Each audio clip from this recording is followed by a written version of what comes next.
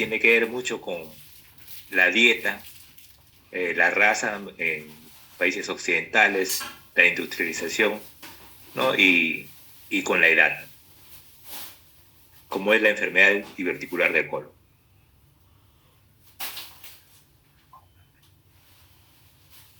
Ante todo, vamos a hacer un breve recordatorio de la anatomía del colon, un recordatorio simple. Como sabemos, el marco colónico va a tener una dimensión que va a ir de los 90 a los 150 centímetros de longitud, ¿no? El diámetro va a ser variado de acuerdo al sitio de localización del colon, ¿no? Así tenemos que el diámetro a nivel del ciego es ancho, de 7.5 centímetros a 8.5, mientras que en el sigmoides es corto, es de 2.5 centímetros, ¿no? Es por eso que probablemente acá se presentan con mayor frecuencia los divertículos, ¿no? Porque va a haber una mayor presión intraluminal. El colon lo vamos a reconocer por sus tenias, que va a tener dos tenias, ¿no? Dos antimesentéricas y una mesentérica. También vamos a ver sus substrats, los apéndices epiploicos y su fijeza de algunos segmentos como el colon ascendente y el colon descendente al retroperitoneo. Yendo ya a lo que es los divertículos, sabemos que los divertículos, la mayoría de ellos son asintomáticos, ¿no? El 80% van a ser asintomáticos y probablemente no se van a detectar, sino cuando se hace a una colonoscopia por cualquier otra patología, para descartar otras patologías o como un control, ¿no? Del colon, ¿no? Entonces, por eso que decimos que los divertículos se van a detectar incidentalmente cuando uno realiza o el gastroenterólogo realiza una colonoscopia.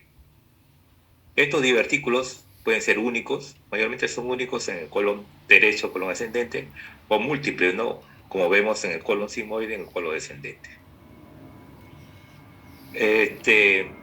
Como le digo ahí, los divertículos se van a ver con mayor frecuencia a nivel de sigmoide. Ahí está localizado más del 90% de los divertículos, ¿no? Como sabemos, los divertículos en el colon ascendente son divertículos verdaderos que tienen todas sus capas, mientras en el colon sigmoide y el colon descendente son pseudodivertículos o divertículos falsos. El término de diverticulosis viene a ser la presencia de divertículos en el colon y que hace referencia más que todo a un trastorno adquirido durante la etapa de la vida, ¿no? Conforme va avanzando los años, uno va adquiriendo esta patología. Dentro de los datos históricos de los divertículos tenemos que ya Littré en 1700 describe por primera vez la enfermedad diverticular como saculaciones del colon, ¿no? Él lo dice como unas saculaciones. Ya Cuvier en 1849 hace una descripción detallada de todo el proceso anatomopatológico del divertículo, más que todo, él hace la descripción de una fístula colovesical. Casey Kerwin en el 1914 ya acuña el término de diverticulosis para los divertículos no complicados ni inflamados. Como vemos, según la prevalencia, la edad, el sexo y la geografía, va a haber, ¿no? Algunos factores y prevalencia van a ser distintas, ¿no?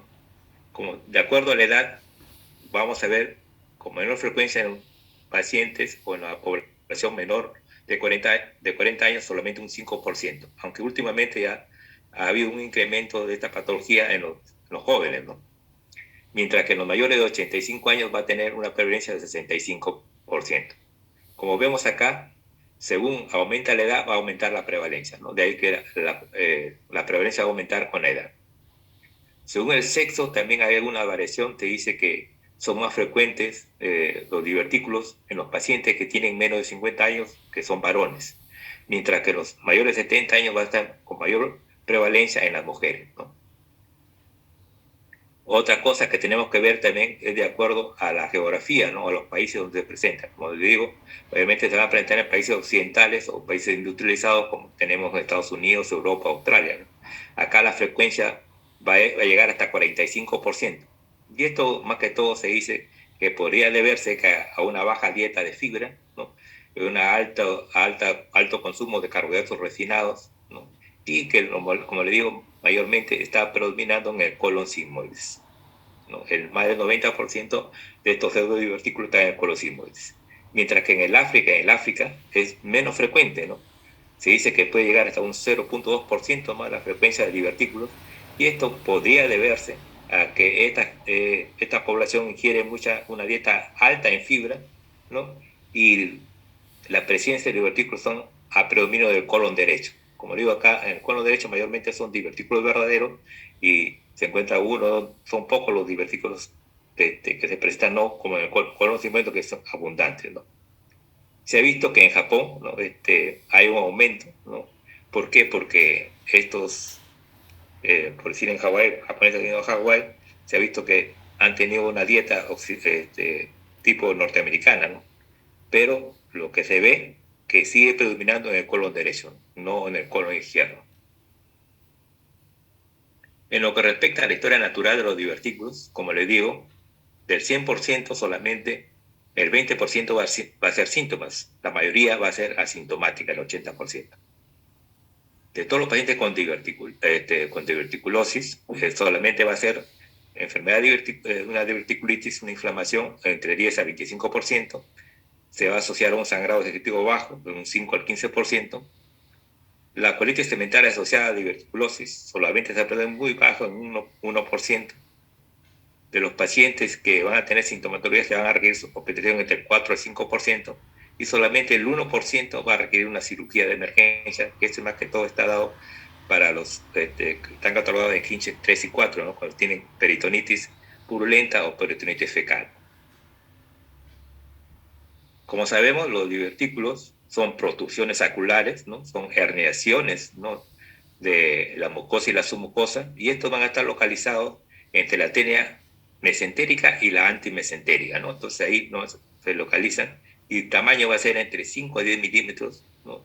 Aunque en ocasiones pueden tener tamaños mayores de hasta 20 milímetros. Como vemos, esta protrusión de la mucosa y la submucosa se va a dar más que todo a nivel de los puntos débiles de la pared del colon, ¿no? Y esto se dice que está a nivel donde penetran los vasos rectos de los que van a alimentar al colon. Entonces ahí hay una debilidad, y cuando aumenta la presión, ¿no?, intraluminal, entonces va a producir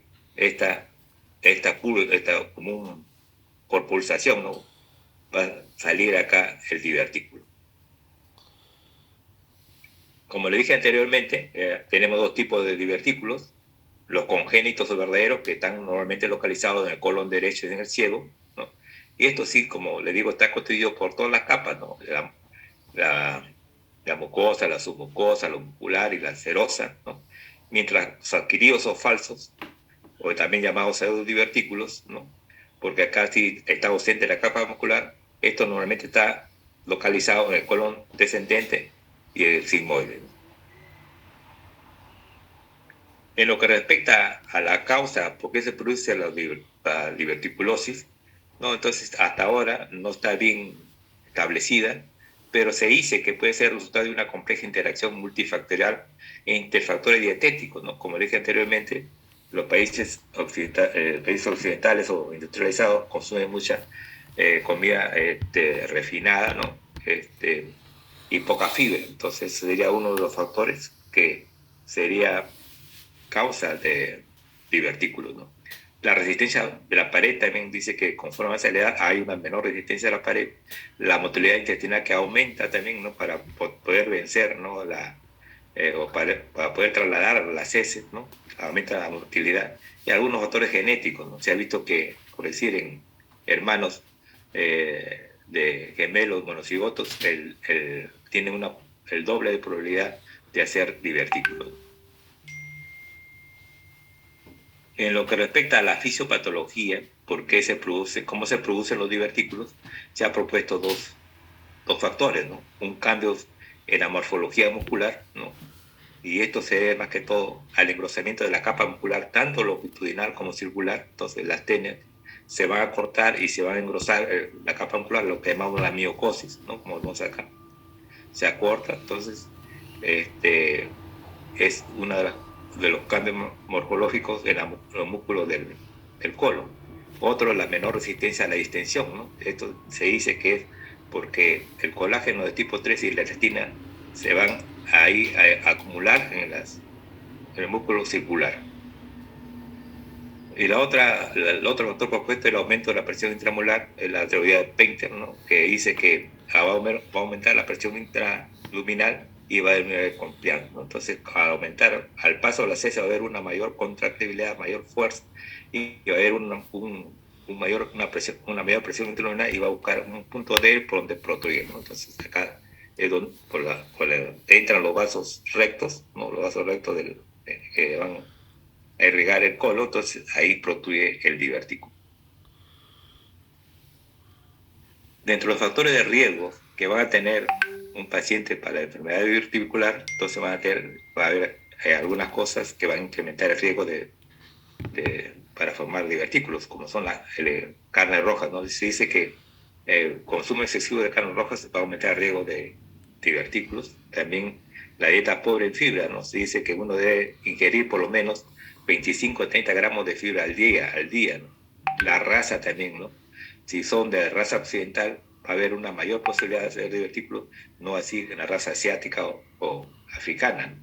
Conforme avance la edad, también, como he visto que es una enfermedad adquirida, entonces conforme avance la edad va a haber mayor posibilidad de hacer divertículos. La obesidad también tiene que ver mucho, ¿no? Se dice que cuando el índice de masa corporal es mayor de 30, tiene mayor posibilidades de complicarse el divertículo, dar una diverticulitis, ¿no?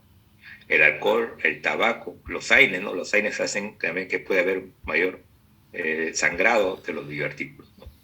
El sedentarismo, falta de ejercicio también, y la predisposición genética, ¿no? Tenemos a la conectivopatía, como vemos acá, muchas veces algunas enfermedades como una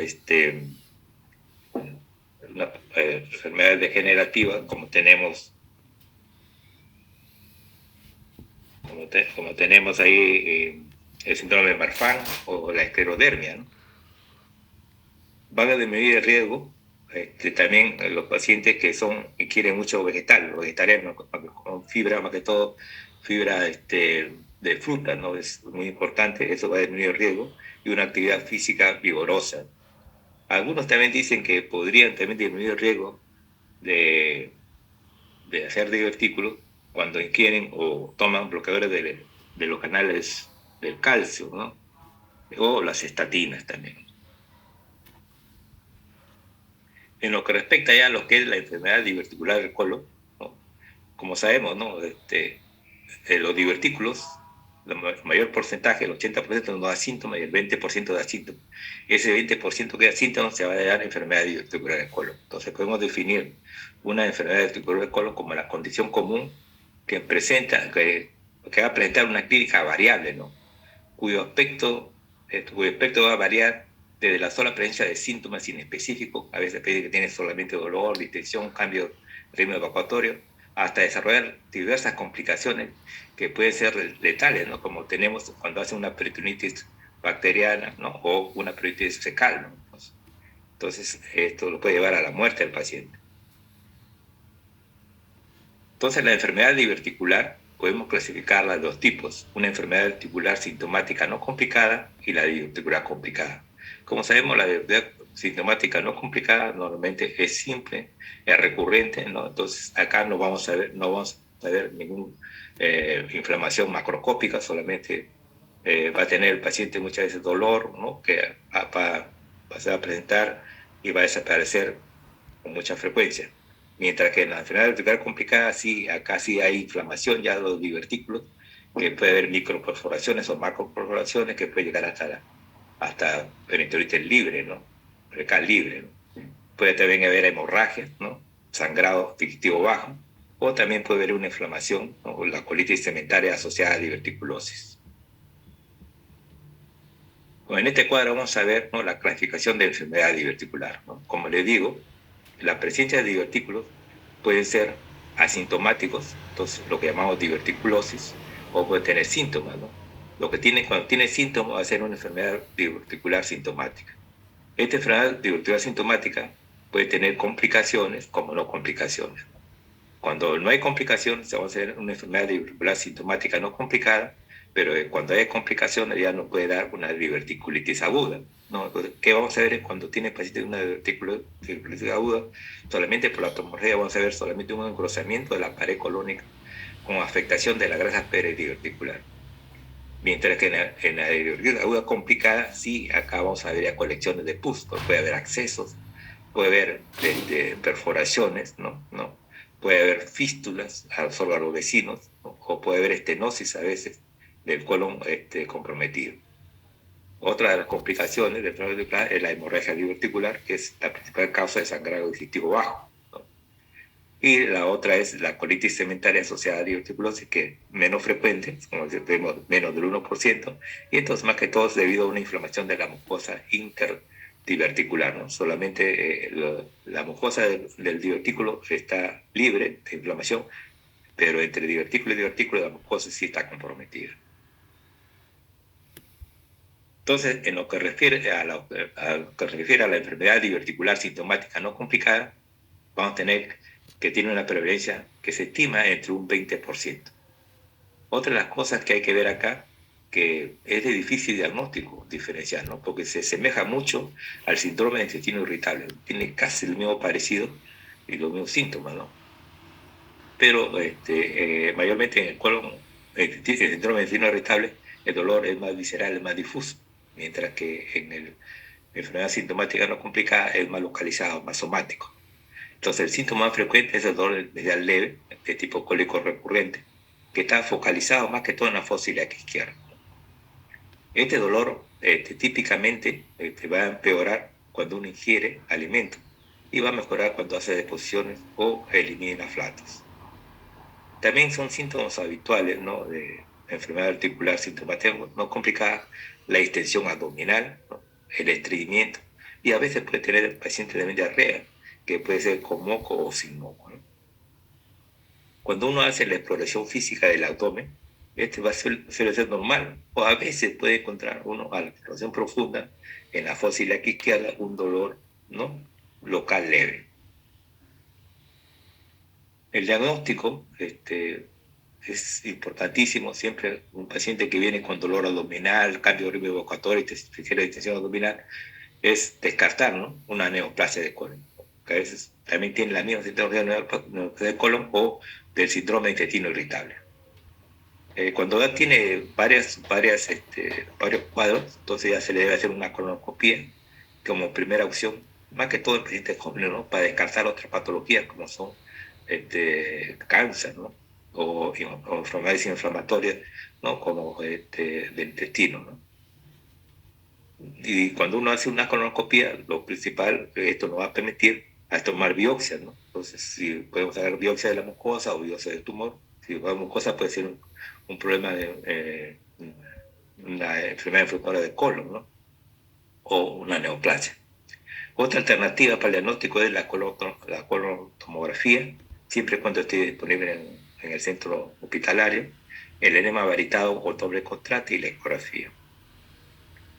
Lo que se usa a veces, pero no está muy, como les digo, no se encuentra muy fácilmente, la calprotectina, ¿no?, fecal, ¿no? A veces algunos hospitales no tienen este reactivo. Es un biomarcador que esto dice que se va a encontrar elevado, ¿no?, cuando tiene una enfermedad de diverticular sintomática no complicada y está normal en la enfermedad del síndrome de intestino irritable o paciente que tiene solamente divertículos, no diverticulosis. Pero cuando ya tiene una enfermedad diverticular sintomática no complicada, se encuentra elevada la calprotectina, ¿no? Como digo, a veces el reactivo no se encuentra con facilidad en los hospitales. El tratamiento de un paciente que viene con una enfermedad diverticular sintomática no complicada, más que todo es un tratamiento médico, como digo, mayormente pasa, ¿no? Pero aquí a veces lo que hay que hacer es regular la motilidad colónica, que muchas veces está alterada con hiperperistaltismo, ¿no? Entonces le agrega fibra, bastante fibra. Como digo, uno debe ingerir por lo menos 30 gramos de fibra, ¿no?, y mejora la fibra insoluble, ¿no? También se le puede dar un antibiótico, la rifaximina, que es un derivado de la rifampicina, y es un antibiótico que no se absorbe en el tracto intestinal, ¿no?, y que va a disminuir los gérmenes, ¿no?, que pueden estar causando esas molestias, gérmenes que van a inflamar la mucosa intestinal. También se puede dar probióticos, porque se ha visto que en pacientes con enfermedad articular sintomática no complicada, la flora intestinal hay una disbiosis, ¿no? Entonces está alterado, entonces se le da probiótico para mejorar o restituir la flora intestinal. También se le puede dar un antiinflamatorio como la mesalina, que es un 5-aminosalicilato, que sirve más que todo en los pacientes que tienen una inflamación de mucosa de bajo grado, ¿no? Hay pacientes que se quejan de cólicos, ¿no? Entonces a veces se le puede dar anticolinérgico o antiespasmódico, ¿no? Sí que hay una hipermotilidad de colon, hay mucha contractilidad de colon. Ya cuando tenemos una enfermedad diverticular complicada, sí, este es un poco más riesgoso, ¿no? Puede llegar a una diverticulitis con perforación, ¿no? Fecal, ¿no? Entonces, eso sí, acá va a haber síntomas y signos variables, ¿no? Que puede ser como dolor abdominal, hemorragia, fiebre, leucocitosis, ¿no? Va a haber cambios celulógicos de inflamación, ¿no? El PCR, BC, ese globular, también todo va a haber cambios ya en estos exámenes, ¿no?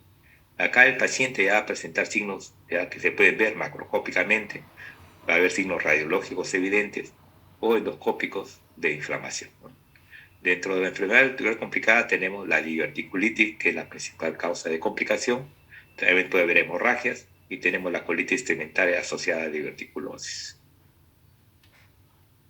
En lo que respecta a la diverticulitis, como digo, la diverticulitis puede ser debido a microperforaciones o macroperforaciones, ¿no?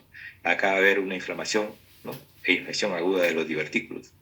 Como dije anteriormente, la complicación más frecuente te llega hasta el 25%, que una incidencia que va en aumento, ¿no? Y se ve que a veces está aumentando en pacientes jóvenes, ¿no? Pacientes jóvenes, se dice menores de 50 años, ¿no?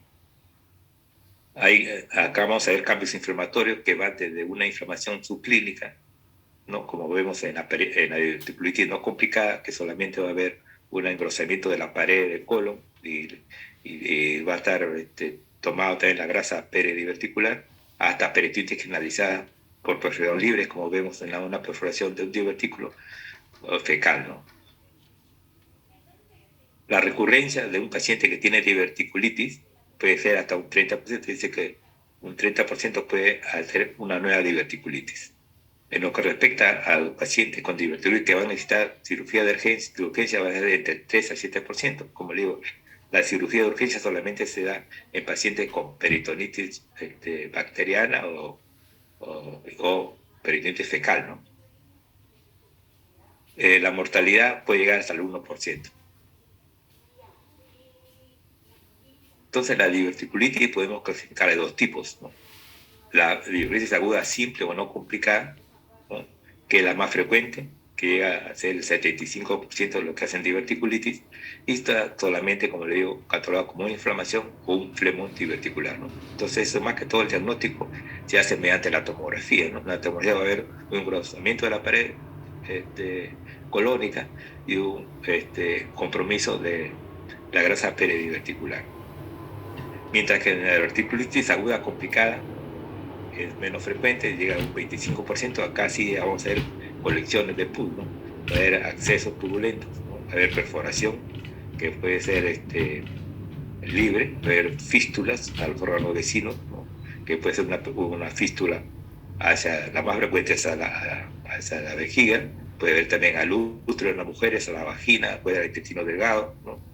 A uretra, etcétera, ¿no? O hacia la piel también puede haber fístulas a veces. Puede haber estenosis también, ¿no? O obstrucción, ¿no? De obstrucción baja cuando hay problemas a nivel del colon, ¿no?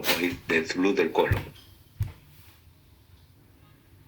La clasificación de Hinche, que fue hecha en 1978, se basaba más que todo en lo que encontraba en la cirugía o en la cuestión tomográfica, ¿no? Hinche clasifica en 4 estadios, y esto servía más que todo para valorar, ¿no? El diagnóstico y darle tratamiento, ¿no? Entonces, en el estadio 1 decía que había solamente un flemón, un acceso pericólico. En el estadio 2, ¿no? Ahí había un acceso pélvico, también podría haber un acceso retroperitoneal o intraabdominal. En el estadio 3 ya había una peritonitis purulenta, ¿no? ¿no? Por ruptura de un acceso que se iba a toda la cavidad, y en el estadio 4 una peritonitis fecal, ¿no? Ya cuando había comunicación entre el divertículo con la cavidad peritoneal. O sea que prácticamente las heces iban hacia la cavidad, era una peritonitis fecal. Pero ya en 1999, ¿no? Guatwarri modifica, ¿no? El quinche para dar un mejor tratamiento a los pacientes. Entonces ya clasifica el estadio 0, que solamente hay un engrosamiento de la pared colónica. El estadio 1A hay un flemón, hay una inflamación pericólica confinada. El estadio 1B ya hay un acceso pericólico. El estadio 2 ya es un acceso que puede ser pélvico, intraabdominal. Y la 3, la peritonitis purulenta, la peritonitis fecal. Como vemos acá, en el estadio 0 y el estadio 1A son la diverticulitis no complicada, mientras que el estadio 1B, 2, 3 y 4 son las diverticulitis complicadas. Entonces, una diverticulitis aguda no complicada va a tener algunas características clínicas, ¿no? Más que todo, el paciente se va a quejar de dolor en la fosa ilíaca izquierda, como síntoma de par. Como sabemos nosotros, los divertículos se van a sentar con mayor frecuencia en el sigmoide, ¿no? Es por eso que el dolor de mayor frecuencia es en la fosa ilíaca izquierda. Normalmente va a tener fiebre, pero una fiebre no mayor de 38 grados centígrados, o sea que es una fiebre fácil de manejar. Algunos pacientes van a ver cambio de ritmo evacuatorio, ¿no? Va a haber estreñimiento, va a haber diarrea, y es menos frecuente que el paciente refiera náuseas, vómitos, o a veces síndrome miccional, ¿no? Como sabemos, el síndrome miccional se da cuando el divertículo está pegado más que todo a la vejiga, ¿no? Como le dije anteriormente, para pertenecer a una diverticulitis aguda no complicada, los estadios 0 y Hitcher 1A modificado por Barber. Mientras que en la complicada, sí, acá sí va a haber fiebres que llegan a 39, 40 grados de temperatura. Va a haber una fiebre de difícil control, ¿no? Entonces va a ser más difícil manejar la fiebre. Acá, al hacer el examen abdominal, podemos encontrar ya una masa palpable, más que todo en el abdomen inferior. Si hay una peritonitis purulenta, puede haber un hilo intestinal, o sea, parálisis del intestino delgado, ¿no? Puede haber signos peritoneales, cuando hay peritonitis, ¿no? Ya sea fecal ¿no? O bacteria purulenta, ¿no? Va a haber reacción peritoneal, puede haber fístulas, ¿no? También, según el órgano afectado, como dije anteriormente, puede ser la vejiga, en las mujeres puede ser el útero, la vagina, el intestino delgado, puede haber obstrucción, ¿no? Y si hay un cuadro obstructivo, va a haber los síntomas a ser semejantes a la obstrucción, va a haber constitución abdominal, ausencia de flatos, deposiciones, ¿no? Y van a corresponder a una diverticulitis complicada los estadios 1B, 2, 3 y 4 de Hitcher modificado. ¿No? Entonces, en una diverticulitis complicada, vamos a ver, ¿no? En el 1B hay un acceso, ¿no? Pericólico. En el estadio 2 vamos a ver un acceso ya a nivel de pelvis o retroperitoneal. En el estadio 3 va a haber una peritonitis, ¿no? Purulenta, ¿no? Por ruptura más que todo de un acceso. Y en el estadio 4 ya una perforación, ¿no? Del divertículo con materia fecal que va a ser cavidad y da una peritonitis fecal, ¿no? Otra de las complicaciones de la diverticulitis complicada es el acceso. Entonces, la diverticulitis complicada, el acceso es la complicación más común, llega a un 15%. El acceso, como hemos visto anteriormente, puede estar localizado o puede extenderse hacia la pelvis, el retroperitoneo, la cadera, los flancos o miembros inferiores. Normalmente el paciente cuando tiene un acceso, ¿no? Intraabdominal, va a haber una leucocitosis, ¿no? Arcada, va a haber fiebre alta, mayor de 38, 39 grados centígrados, y a veces puede estar precedida de escalofríos. Cuando uno hace el tacto rectal o vaginal, va a encontrar una masa dolorosa, ¿no? En la parte inferior del abdomen, ¿no? El examen de elección para diagnosticar un acceso es la TAC, ¿no? Es el estudio de elección, la tomografía axial computarizada. El tratamiento de un paciente que viene con un acceso, ¿no? con una diverticulitis aguda complicada, puede ser conservador siempre y cuando el acceso sea menor de 3 a 4 centímetros. Uno dice menor de 3, ¿no? Pero otros dicen de 3 a 4 centímetros. O también, sí que conservador quiere decir con tratamiento médico, ¿no? O también a veces se puede hacer un drenaje, ya sea percutáneo o quirúrgico. El drenaje percutáneo lo hace el verdadero intervencionista, siempre y cuando esté bien capacitado también, ¿no? O también quirúrgico, más que todo se hace el drenaje mediante la cirugía laparoscópica. Bueno, acá tenemos el drenaje de un acceso pélvico con guía tomográfica, ¿no? Vemos acá el drenaje que se deja, ¿no? Y después de un tiempo el paciente, ¿no? De acuerdo a cómo evolucione, probablemente va a tener que ser operado ya para hacer una sigmoidectomía. Otra de las complicaciones de la diverticulitis es la perforación. La perforación es poco frecuente, felizmente. Solamente se da en el 1 al 2% de los pacientes con diverticulitis complicada. Esta puede ser purulenta, generalizada o fecaloidea, como digo. Cuando es purulenta, vamos a ver un hinche 3. Acá la mortalidad puede llegar al 6% si no se le da un tratamiento adecuado y rápido. Mientras que la perforación libre es 4 de Hinchet. Acá es una comprobación que no se ve casi, muy inusual, pero tiene una gran mortalidad que puede llegar hasta el 26%. Como le dije anteriormente, el tratamiento en los pacientes que tienen Hinche 3 y Hinche 4 es un tratamiento quirúrgico de emergencia, ¿no? Normalmente se hace con una laparotomía, no se hace con laparoscopía, se hace con laparotomía. Y se le hace una colostomía desfuncionalizante, ¿no? Tipo HAM, ¿no? Las fístulas es otra complicación, ¿no? Que vemos en los pacientes con diverticulitis complicada, ¿no? Solamente vamos a ver en el 5%. Como le dije anteriormente, la más frecuente es la fístula colovesical, que puede llegar hasta el 65%. Acá el paciente va a referir infecciones crónicas de vías urinarias, va a haber neumaturia, o sea, va a botar gas por uretra, y fecaluria. Le sigue en frecuencia de fístulas las colovaginales, ¿no? Que son infecciones vaginales donde la paciente va a referir expulsión de gas a través de la vagina y un flujo fecaloideo, ¿no? También puede haber fístulas colentéricas, coluterinas o colocutáneas, ¿no? Que de estas son menos frecuentes.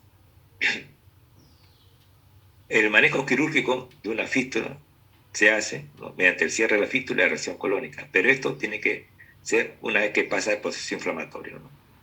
No se opera de emergencia. Una vez que pasa el proceso inflamatorio, ya se diagnostica bien la fístula, el trayecto, y se hace una cirugía con la resección del colon comprometido y se cierra la fístula de acuerdo al órgano comprometido también. Uno de los exámenes que se usa mucho para diagnosticar la fístula son el colon con enema varitado, ¿no? Como vemos acá vemos una fístula colon vaginal, ¿no?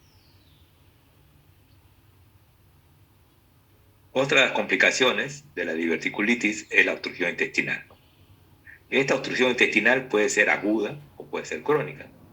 Mayormente es aguda, un cuadro que es secundaria al estrechamiento de la luz, más que todo porque cuando la pared de colon se inflama, se va a engrosar y como es una luz muy delgada a nivel del sigmoide, como digo, es pequeña, entonces puede destruir. O a veces también el acceso que está alrededor del divertículo puede comprimir extrínsecamente al colon y puede obstruirlo. Normalmente estas obstrucciones no son completas, ¿no? Por eso hacen cuadros como suboclusiones, y acá el tratamiento más que todo responde bien al tratamiento médico con sonda nasogástrica, ¿no?, y NPO, ¿no? Responde bien. Mientras la obstrucción crónica es debido más que todo a una fibrosis, pero acá ya no hay inflamación, y esto se ve más que todo en la diverticulitis recurrente que se ha dado en varias oportunidades, ¿no? Acá sí puede llegar a una estenosis completa, que muchas veces tiene que hacerse una cirugía de emergencia con una resección y hacer una colostomía tipo HARP. Acá vemos, ¿no?, una radiografía con colon varitado donde vemos una estenosis, ¿no?, extensa del colon, pero siempre hay que descartar cáncer de colon, ¿no? Porque igual también esta imagen se ve en el cáncer de colon, por eso muchas veces hay que hacer la endoscopía baja o también la tomografía, ¿no? Para descartar cáncer de colon. Entre los diagnósticos diferenciales, como le digo, con la diverticulitis siempre hay que pensar en cáncer de colon, ¿no? También pueden semejar, ¿no? Apendicitis, colitis infecciosa, enfermedad de Crohn, enfermedades inflamatorias del colon más que todo, ¿no? Hay que descartar siempre con la diverticulitis.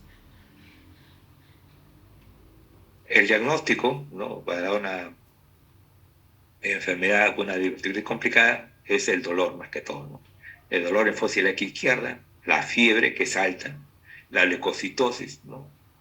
Y estas tres cosas, el dolor en fosa ilíaca izquierda, la fiebre y la cosa, va a construir la triada clásica de presentación, ¿no? De una diverticulitis complicada. Sin embargo, es muy inespecífica y solo diagnostica el 64% de los pacientes. Hay que tener en cuenta que la leucocitosis muchas veces no está siempre presente, como en ancianos o en inmunodeprimidos, no está presente. Otra de las cosas que también ayuda también a veces, ¿no? Es la proteína C reactiva, ¿no? Como sabemos, es un reactante inflamatorio que se utiliza, ¿no? Para procesos inflamatorios, ¿no? Pero también es inespecífico. Se dice que cuando tiene más de 50, ¿no? Miligramos por litro, podemos pensar en una diverticulitis, ¿no? Por eso que al no tener el diagnóstico en el 100%, se va a requerir pruebas de imágenes para el diagnóstico seguro, ¿no? Y acá, sí, como le digo, la principal prueba de imagen es la tomografía axial computarizada. Entonces, la tomografía axial computarizada que se le pide al paciente es una tomografía abdominopélvica, ¿no? Como le digo, es la técnica de elección. Siempre es preferible que sea con contraste, ya sea contraste intravenoso, así también con un contraste hidrosoluble oral, ¿no? O rectal. Esta va a poseer una sensibilidad, especificidad y valor predictivo positivo y negativo, que va a ser superior al 97%, ¿no? Entonces, con esto vamos a diagnosticar la diverticulitis como sus complicaciones de la diverticulitis, ¿no? Porque vamos a ver también por fuera del colon, vamos a ver las complicaciones. Acá en la tomografía, como vemos, ¿no? Vamos a ver una diverticulitis grado 0, que solamente vamos a ver el engrosamiento, ¿no? Más que todo el engrosamiento de la pared de colon. Esto no se podría hacer con una ecografía, ¿no? Entonces, con la tomografía sí vamos a ver la pared y vamos a descartar, ¿no? O vamos a llegar a un diagnóstico de una diverticulitis, ¿no? Grado 0, ¿no? Acá tenemos una diverticulitis 1A, ¿no? Cuando acá ya tenemos la pared de colon engrosada y también la grasa pericólica, ¿no? La grasa pericólica ya está comprometida, ¿no? Es el 1A. Mientras que en el 1B ya vamos a ver accesos, ya vamos a ver pequeños accesos, ¿no? Pequeños accesos y cambios en la grasa pericólica, ¿no? Mientras que en la diverticulitis grado 2 ya acá vamos a ver un acceso pélvico y en la 3 ya vamos a ver ya una aire, ¿no? Aire, acá vamos a ver aire, ¿no? Aire libre y colección de pus, ¿no? Otro de los exámenes que nos ayuda también para diagnosticar, ¿no? La enfermedad diverticular es la ecografía abdominal, ¿no? Pero como sabemos, para hacer un diagnóstico de diverticulitis por ecografía abdominal se requiere de un personal capacitado, un médico radiólogo capacitado con mucha experiencia y también de equipos no sofisticados, ¿no? Como sabemos nosotros, la ecografía es operador dependiente, ¿no? Se dice que en niveles de alto nivel, ¿no? Puede llegar a una sensibilidad y especificidad mayor de 98 y 93%, ¿no?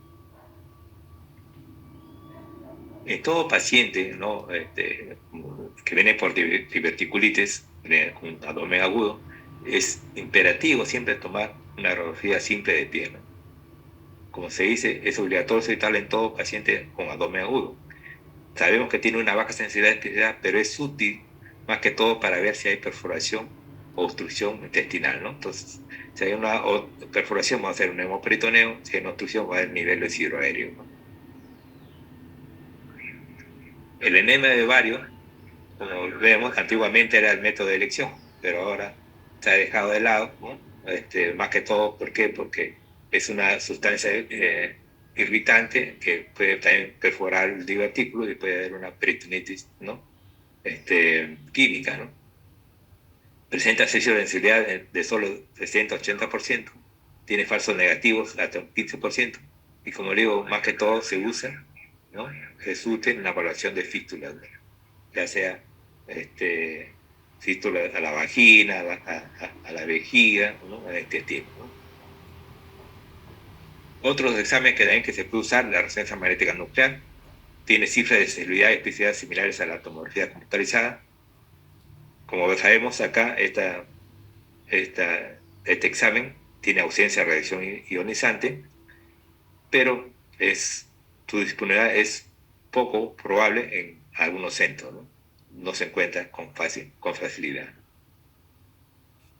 La colonoscopía es un diagnóstico endoscópico. Como sabemos, clásicamente está contraindicada para el diagnóstico, ¿no?, de una diverticulitis. ¿Por qué? Porque hay un mayor riesgo de una perforación del divertículo, ¿no? Más que todo se realiza para asegurar el diagnóstico previo a una cirugía profiláctica o después de que ha pasado cuadros de repetición de diverticulitis, para descartar otras patologías como neoplasias, ¿no?, o enfermedades inflamatorias del colon. Acá tenemos algunas ventajas y desventajas, ¿no?, de los exámenes que se realizan, como el edema varitado, la tomografía y la endoscopía. Como sabemos, la tomografía da mejores datos, ¿no?, porque da datos extramurales, evaluación abdominal, posibilidad terapéutica. Lo único que no brinda datos sobre la mucosa, ¿no?, como brinda la endoscopía. El manejo de una diverticulitis va a depender, ¿no?, si es una diverticulitis aguda, no complicada o complicada, ¿no? Mayormente una diverticulitis aguda no complicada, el tratamiento va a ser ambulatorio, mientras para una complicada se va a hospitalizar, ¿no? Cada vez se ha ido haciendo, se ha ido incrementando más el tratamiento conservador, ¿no? Y esto se hace más que todo en forma ambulatoria, ¿no? Otra de las cosas que vemos acá, que en pacientes por sí con una diverticulitis no complicada, sanos, ¿no?, mayormente a algunos no le dan antibióticos, ¿no?, pero en pacientes que sí son inmunocomprometidos, ¿no?, o tienen unas comorbilidades, sí le dan antibióticos, ¿no? Pero, como le digo, hay que ver qué pacientes no se le da, en qué pacientes se le da antibióticos en una diverticulitis aguda no complicada, ¿no? Como vemos, lo principal es que el paciente tolere la vía oral, ¿no?, siempre y cuando también esté en un buen estado general, ¿no?, y como le dije, que no sea una diverticulitis complicada, ¿no? Se le dan antibióticos, ¿no?, que viene a ser la piedra angular del tratamiento, y se indica antibióticos de amplio espectro para cubrir bacilo gram positivo, gram negativo anaerobio, ¿no?, y esto se le da por 7 a 10 días, ¿no? En los pacientes que no toleran la vía oral o que tienen una diverticulitis complicada, se tienen que hospitalizar, ¿no? Entonces, de los criterios de hospitalización de un paciente con diverticulitis, tiene la intolerancia a vía oral, ¿no? Así tenga él, ¿no?, una diverticulitis no complicada, pero si no tolera la vía oral, tiene que hospitalizarse. O cuando tiene un dolor intenso, necesidad de uso de narcóticos, o una enfermedad grave, ¿no?, cuando hay fiebre no controlada, peritonismo, falla en el tratamiento ambulatorio. Se dice que normalmente el tratamiento ambulatorio a las 72 horas debe haber mucha mejoría, ¿no? Pero si no hay mucha mejoría, entonces tiene que mejor hospitalizarse. La diverticulitis complicada tiene que hospitalizarse. Cuando el paciente viene con una oclusión intestinal también, porque va a estar con náuseas, vómitos, abdominal, y hay que una sonda nasogástrica. En pacientes con inmunodepresión o con morbilidades, o en pacientes mayores de 80 años, también mejor es hospitalizarlo. Cuando uno hospitaliza al paciente, tiene que ponerle en NPO, ¿no? O sea, que nada por vía oral, en ayuno. La sonda nasogástrica, siempre y cuando sea necesaria, pues si tiene náuseas, vómitos o tiene distensión abdominal. y los antibióticos tienen que aplicarse por vía endovenosa, ¿no? Y va a tener una cobertura de anaerobios, de aeroides gran positivo y gran negativo, ¿no? A veces, cuando lo es muy intenso, se les podría dar neperidina, ¿no?, endovenoso, ¿no? Dentro de los antibióticos que se usan con mayor frecuencia, bueno, nosotros usamos mayor frecuencia, es metronidazol y aquinolona, vía oral, ¿no? Pero algunos también pueden usar la amoxicilina clavulânico, ¿no? Esto, como le digo, se da por vía oral por 7 a 10 días. Cuando se hospitaliza, sí hay que darle endovenoso. A veces se le puede dar el metronidazol con aquinolona, ¿no? O también a veces se le puede dar un metronidazol con una cefaloprimida de tercera generación, como la ceftriaxona. Menos frecuente se usa la beta-lactamina con un inhibidor de la beta-lactamasa, ¿no? En lo que respecta al manejo quirúrgico programado, ¿no?, antes a un paciente, en los años 90, se habían puesto de acuerdo ya la sociedad de cirujanos endoscópicos, ¿no?, cirujanos generales y los gastroenterólogos, que después de 2 episodios de diverticulitis aguda en un paciente, tenía que hacerse una sigmoidectomía profiláctica. O en pacientes con una diverticulitis que tenga menos de 50 años, también tenía que hacerse una sigmoidectomía profiláctica. Pero actualmente esto se ha dejado de lado, ¿no? Ahora se tiene que evaluar caso por caso y ya se tiene que considerar otras cosas, ¿no? El número y severidad de los episodios no son muy frecuentes, ¿no? La edad del paciente, la comorbilidad de los factores de riesgo que tiene el paciente, ¿no? Y los intervalos entre episodio y episodio, la persistencia de síntomas en el caso de intervalos, ¿no? Cuando se altera la calidad de vida o los inmunosuprimidos los trasplantados, y siempre y cuando también el paciente lo requiera, ¿no? Como le digo, ahora ya no se hace la sigmoidectomía profiláctica como se hacía antes, ¿no? Como le digo, después de 2 cuadros de diverticulitis lo operaban, o si tenía menos de 50 años y tenía diverticulitis también lo operaban, ahora ya no es. Cuando el paciente se va a operar, hay que esperar, después de que pase el cuadro de diverticulitis, por lo menos 6 a 8 semanas, ¿no?, para que así se desinflame, haya una desinflamación y se puede hacer una resección ya en la estenosis primaria. Normalmente esto se hace con cirugía laparoscópica, ¿no?, revisión del sigmoide y en la estenosis primaria. Entonces, ¿cuándo o en qué paciente se tiene que operar, ¿no?, de urgencia, ¿no?, por un cuadro de una diverticulitis, ¿no? Entonces, una diverticulitis que se debe operar de emergencia son las enfermedades complicadas con un Hinche 3 y Hinche 4, ¿no? O sea, un paciente que viene con una peritonitis purulenta generalizada o fecaloidea tiene que ser operado de emergencia de todas maneras. O si el paciente viene con una sepsis no controlada también, o si viene con una presión visceral, también tiene que ser operada. Accesos no drenables o inaccesibles, ¿no? Una obstrucción aguda, como le digo, cuando ha tenido una diverticulitis crónica, que hay una estenosis total, entonces tiene que ser operada de emergencia. O cuando no hay una respuesta a tratamiento conservador por más de 3 días, ¿no? Si yo tengo un 15-1 o 15-2 que le he dado tratamiento médico y que no responde al tratamiento médico, y si va empeorando, tengo que mejor operar, ¿no? Como vemos, en la cirugía de urgencia, vamos a hacerla en peritonitis purulenta y ya sea generalizada o presión libre en los estadios 3 y 4 de Hinche. Históricamente se hacía en 3 etapas, ¿no? Antes de los años 80, antes de 1980, se hacía en 3 etapas. En la primera, lo único que se hacía era se defuncionaba el colon, se hacía una colostomía y se dejaba el segmento comprometido, ¿no? Y después, en la segunda operación, se sacaba el segmento comprometido y en la tercera operación se restituía el tránsito, ¿no? Pero la mortalidad era alta, ¿no? Era alta, más del 30%. Después del año 1980 ya se hace una cirugía, ¿no?, prevención tipo Hartmann. Entonces, ¿qué se hacía? Se hacía una colostomía, se resecaba el intestino comprometido y en la segunda operación se restituía el tránsito. Con eso bajó la mortalidad a menos del 10%. En los estadios 1 y 2 de Hinche, a veces se le puede hacer, ¿no?, se puede operar y se puede hacer una resección con ortodoncia primaria. Pero hay que tener en cuenta que para hacer esta resección de primaria, uno tiene que ver el paciente, ¿no?, cómo está el paciente, ¿no?, su estado general del paciente, su estado nutricional, la condición local del colon, ¿no?, si está inflamado o no está inflamado, si hay mucha contaminación, no hay mucha contaminación, y más que todo la experiencia del equipo quirúrgico, ¿no?, que se puede hacer revisión primaria y anastomos. Como vemos acá, lo que se hacía o lo que se hace, ¿no?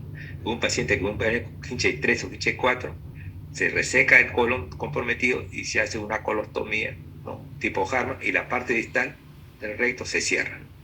Y esto después de 4 o 6 meses se restituye, pero tiene una alta mortalidad porque también a veces es difícil de unir, ¿no? Es por eso que ahora están pregonizando que mejor es operarlo y hacer una resección primaria, ¿no? Con anastomosis, resección y anastomosis primaria, una ileostomía en asa desfuncionalizante, ¿no? Entonces, cuando viene el paciente con una obstrucción aguda, normalmente se hace un proyecto de Harman, se hace resección con anastomosis primaria, también se puede hacer, ¿no? Y como alternativa es la ileostomía de protección, ¿no? Como digo, la oculostomía en asa, ¿no? Que esto tiene, prácticamente se cierra fácilmente y no tiene ningún problema. Mientras que acá, para cerrar, sí, ahí tiene una alta mortalidad. El tratamiento quirúrgico de un paciente con una diverticulitis, ¿no? Mayormente, se hace por cirugía laparoscópica, más que todo para cirugías programadas, ¿no? Para las sigmoidectomías programadas, cuando el paciente altera su calidad de vida, tiene mucho cuadro de presión y se opera, entonces se hace con cirugía laparoscópica. O cuando se hace el drenaje de acceso, ¿no?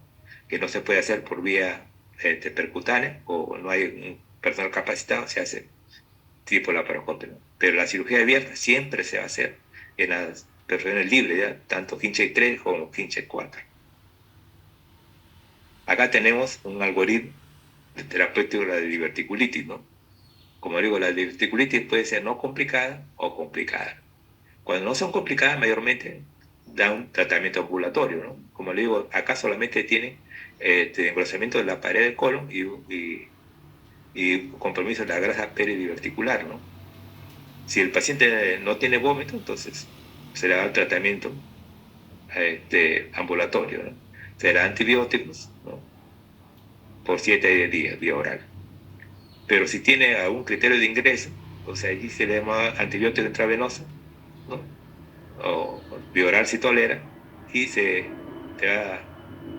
va a observar por 2 o 3 días, y si tolera vía oral se va de alta. Mientras que en la complicada, ¿no? Siempre va a ingresar a hospitalización, tiene que dar antibióticos intravenosos, y si es un acceso, hay que ver en qué estadio está, ¿no? Si es estadio 1, un acceso menor de 3 a 4 centímetros, el manejo es conservador, solamente antibiótico intravenoso y NPO, ¿no?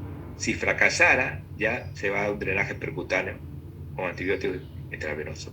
Si es un estadio mayor de 2, o acceso mayor de 3 a 4 centímetros, acá sí se tiene que hacer un drenaje percutáneo. Si fracasa este drenaje percutáneo, ahí sí tendría que ir a una cirugía. Si tenemos un paciente con accesos multiloculados que no son accesibles, ¿no? Por cirugía, por drenaje percutáneo, entonces se tiene que ir a cirugía. Si tiene un paciente una fístula, ¿no? Normalmente, como digo, tiene que establecerse la fístula y luego de pasar el proceso inflamatorio, se cierra la fístula y se hace la resección del colon comprometido. Si el paciente viene con un cuadro de obstrucción intestinal, hay que ver si es aguda o crónica, ¿no? Si es aguda, como dije anteriormente, normalmente no es cuadros oclusiones completas, sino suboclusiones. Acá se le puede dar un tratamiento conservador con antibióticos, NPO y sonda nasogástrica. Si fracasara, entonces hay que hacer una cirugía. Pero si un paciente que viene con obstrucción crónica, que es más que todo por diverticulitis a repetición, acá sí hay que hacer una dilatación, ¿no? Frente a prótesis expansivas, ¿no? Que son temporales, para después hacer una cirugía programada de una sigmoidectomía, ¿no? Pero si el paciente viene con una perfusión libre, ya sea con un Kinshasa 3 o Kinshasa 4, con peritonitis purulenta o pleonasmo fecal, acá sí tiene que hacer una cirugía de urgencia con antibióticos. Otra de las complicaciones de la enfermedad diverticular es la hemorragia, ¿no? Como vemos, la hemorragia se presenta entre 5 al 15% en los pacientes que tienen diverticulosis, ¿no? Estos pacientes que tienen hemorragia sangrado por divertículos, normalmente es un sangrado abrupto y doloroso, porque es un sangrado arterial, ¿no? de la arteria, ¿no? Este sangrado es intermitente, pero lo bueno es que se autolimita en más del 80%, del 80 al 90% se autolimita. Vamos a ver el sangrado de los divertículos, ¿no? En personas mayores personas mayores de 80 años, ¿no? En la novena década de vida, ¿no? Y esto mayormente puede ser, ¿no?, por el aumento de la presión arterial, aterosclerosis. También, como digo, son pacientes que sufren mucho dolor y toman mucho aire, ¿no? Entonces esto hace que le produzca la hemorragia, ¿no? Como sabemos, es la causa de más del 40% de hemorragia digestiva baja, la principal causa de hemorragia digestiva baja, ¿no? En los pacientes que sangran, que tienen sangrado digestivo bajo, ¿no? Van a sangrar con mayor frecuencia cuando son de colon derecho, ¿no? Tienen mayor frecuencia a recidivar, ¿no? De 3 a 5% de los pacientes que hacen sangrado van a ser de tipo severo. Se dice que después de que ha sangrado un paciente, un 10% de estos pacientes van a tener una recurrencia al año de edad, al año de presentarse, ¿no?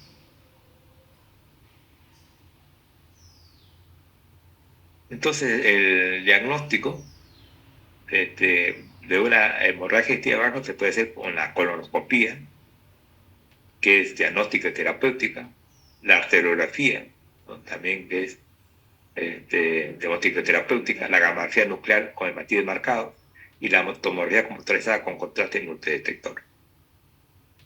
Como sabemos, la colonoscopía es el principal método de diagnóstico, ¿no?, para una hemorragia digestiva baja.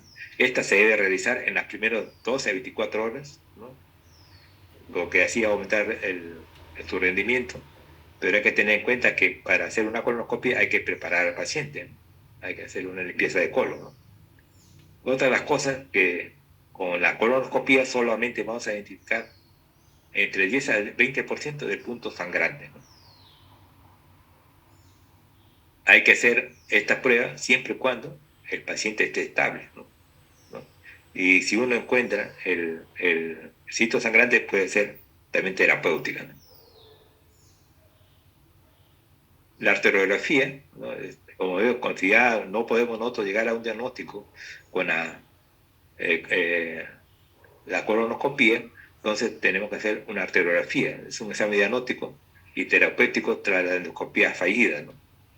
Normalmente acá los pacientes no debemos preparar el colon, ¿no? El problema es que hay una menor disponibilidad, ¿no?, en los centros hospitalarios y se necesita de un médico radiólogo con mucha experiencia, ¿no?, para poder hacer esta prueba, ¿no? Y como vemos acá, va a detectar hemorragias con flujos de 0.3 milímetros minutos, ¿no? Hemorragia muy pequeña, ¿no? La gamografía nuclear con hematíes marcados, una técnica no invasiva que es capaz de detectar sangrado con débitos muy bajos, de 0.1 milímetros por minuto. Es más sensible que la arteriografía, llegando hasta un 94%. Pero el problema que tiene es que solo va a identificar el área aproximada de sangrado y no el punto exacto ni la causa que produce este sangrado. La tomografía computarizada con contraste multidetector, acá sí va a localizar el punto sangrante como la tomografía a la que ya está sustituyéndola. Va a detectar débitos entre 0.2 a 0.5 milímetros minuto. Va a aportar mayor información combinando tanto la fase arterial como la fase venosa, ¿no? Entonces va a dar una mejor diagnóstico, ¿no?, del sangrado.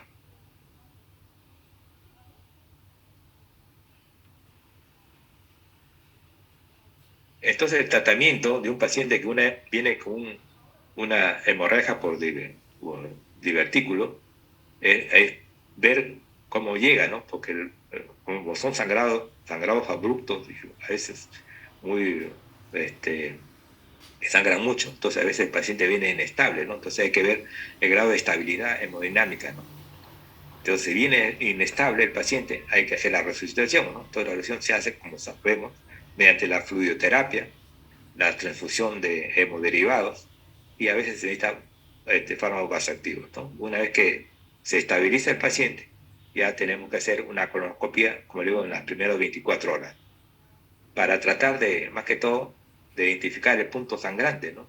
Y si uno identifica el punto sangrante, ya puede utilizar, ¿no?, esclerosante como la adrenalina diluida, ¿no?, que le aplica en la submucosa, ¿no? Pero hay que tener en cuenta que esto tiene una alta tasa de recidiva precoz, ¿no?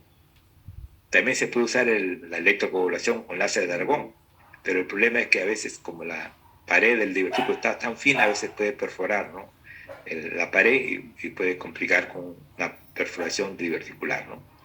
Lo que se usa más son los clips hemostáticos con combinación con escleroterapia, ¿no? Da mejores resultados, ¿no? Y eso lo usa el gastroenterólogo con mayor frecuencia.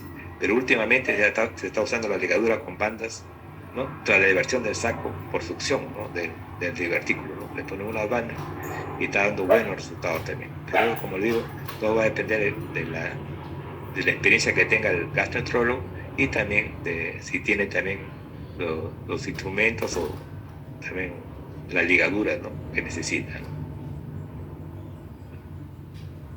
Otras cosas que también a veces, como le digo, se hace como diagnóstico terapéutico es la arteriografía selectiva. Acá se va a identificar el vaso responsable, ¿no? Es una terapia intervencionista mediante embolización. Dentro de los materiales que se usan para hacer la embolización, tenemos las partículas, los microcoils, materiales líquidos de polimerización rápida, ¿no? Pues son microcoils, ¿no?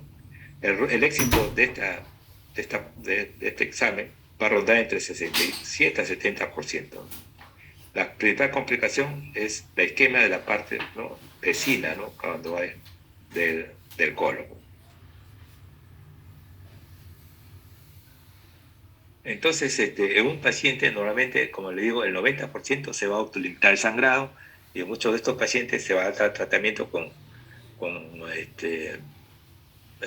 mediante la colonoscopía, ¿no? Se da tratamiento, ya sea con bandas, con clic, etcétera, ¿no? Pero hay pacientes que van a seguir sangrando, o va a ser sangrado muy abundante, que puede volverlo hemodinámicamente inestable al paciente, ¿no? Entonces, dentro de las indicaciones de urgencia para sangrado, tenemos la inestabilidad hemodinámica, que no responde a las técnicas convencionales de reanimación, ¿no? O cuando se les pone transfusión sanguínea de más de 200 mililitros, puede ser más de 6 unidades en 24 horas, o cuando hay hemorragias masivas recurrentes, ¿no? Entonces, cuando hay estos problemas, entonces hay que entrar a cirugía.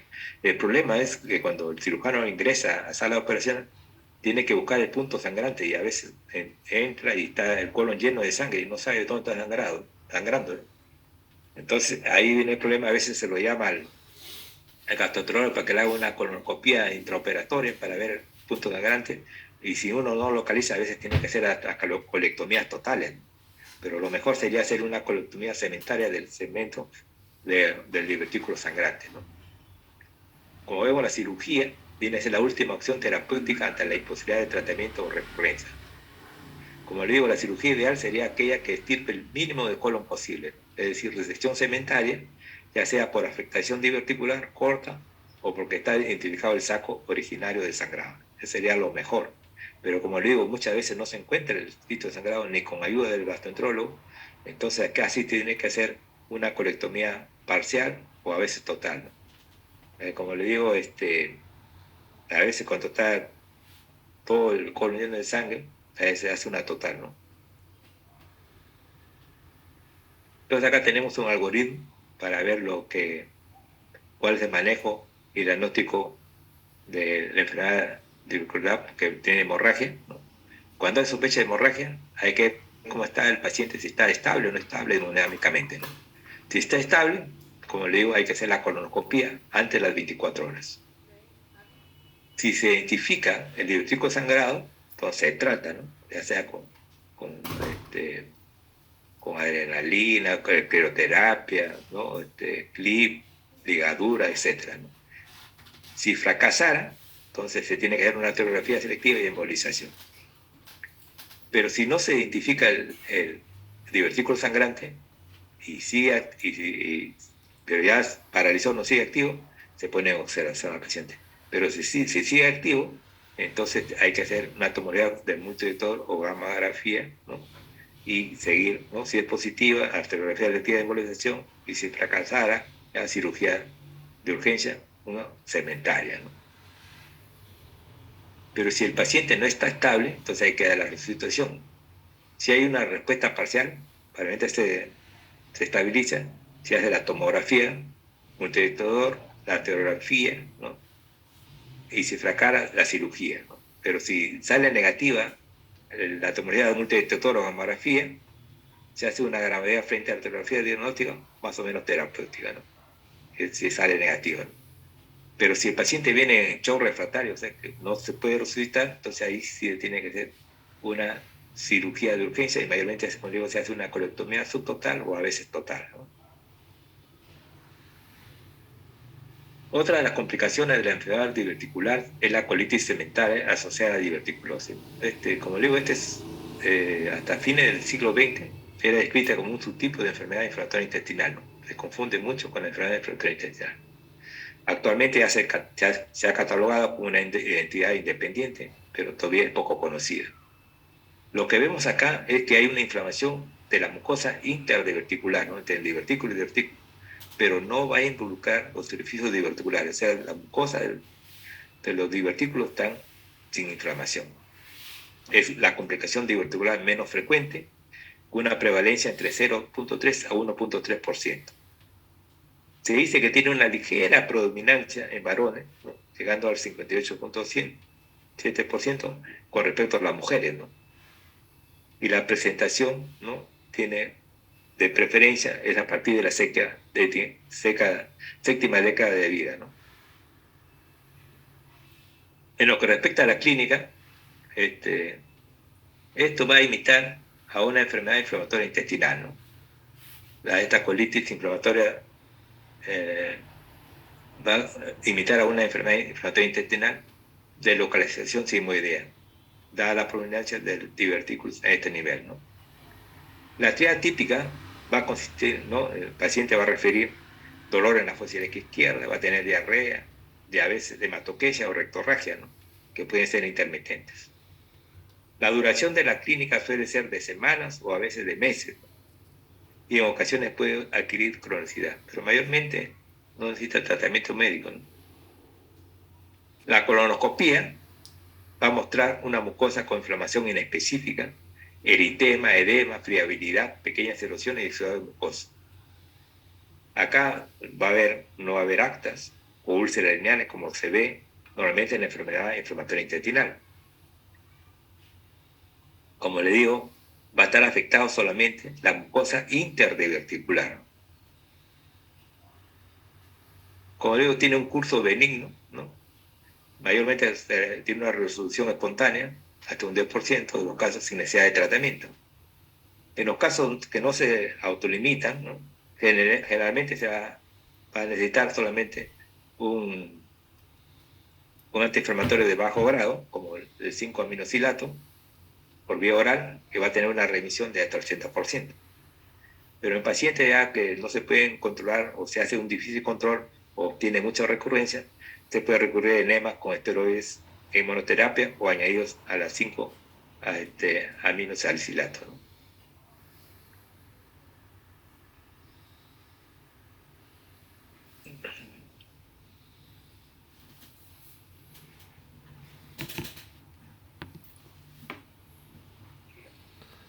No sé, eso es todo. No sé si tienen alguna pregunta.